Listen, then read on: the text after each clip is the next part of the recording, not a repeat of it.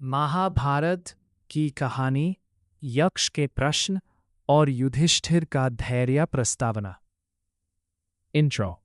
महाभारत का युद्ध शुरू होने से बहुत पहले पांडव जब वनवास एग्जाइल में थे, तब उनके जीवन में एक ऐसी घटना घटी जिसने सबकी आंखें खोल दीं। ये कहानी है एक अनोखी परीक्षा की, जहां तलवार नहीं बल्कि ज्ञान सबसे बड़ा हथियार था। कहानी की शुरुआत। एक दिन पांडवों को जंगल में बहुत प्यास लगी।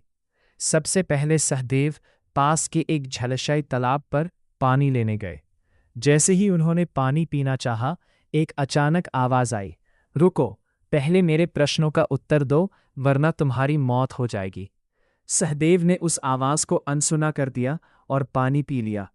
वो वहीं बेहोश होकर गिर पड़े। एक एक करके नकुल, अर्जुन और भीम वहां पहुंचे और सब ने वही गलती की। अंत में अपने भाइयों को खोजने स्वयं युधिष्ठिर वहां पहुंचे। यक्ष का सामना। अपने चारों भाइयों को मृत डेड देखकर युधिष्ठिर को गहरा दुख हुआ, लेकिन वो समझ गए कि ये कोई साधारण घटना नहीं है। तभी एक अदृश्य यक्ष देवता प्रकट हुए।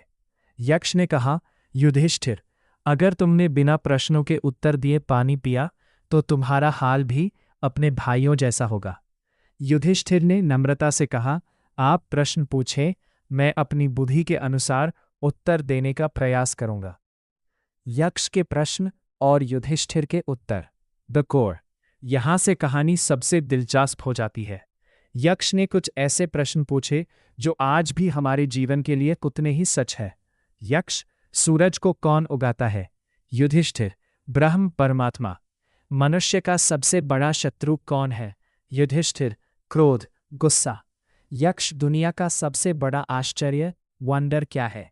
युधिष्ठिर, हर रोज लोग मरते हैं, फिर भी जो लोग जिंदा हैं वो ये सोचते हैं कि वो हमेशा के लिए रहेंगे।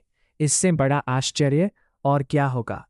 अंतिम परीक्षा और सीख। यक्ष उत्तर सुनकर प्रसन्न हुए और कहा, मैं तुम्हारे किसी एक भाई को जीवित कर सकता हूं।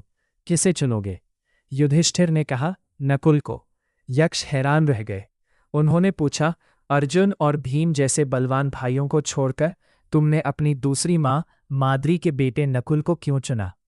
युधिष्ठिर ने जवाब दिया, मेरी एक मां कुंती का एक बेटा, मैं जिंदा हूं। मैं चाहता हूं कि मेरी दूसरी मां माद्री का भी एक बेटा जिंदा रहे, ताकि दोनों के साथ न्याय हो सके।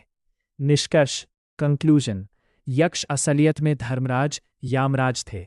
वो युधिष्ठिर के न्याय और निष्पक्षता से इतने खुश हुए कि उन्होंने सभी पांडवों को फिर से जीवित कर दिया। Moral of the story. दोस्तों, ये कहानी हमें सिखाती है कि मुश्किल से मुश्किल समय में भी अगर हम अपना धैर्य, पेशेंस और न्याय जस्टिस का रास्ता ना छोड़ें तो बड़ी से बड़ी मुसीबत को जीता जा सकता है।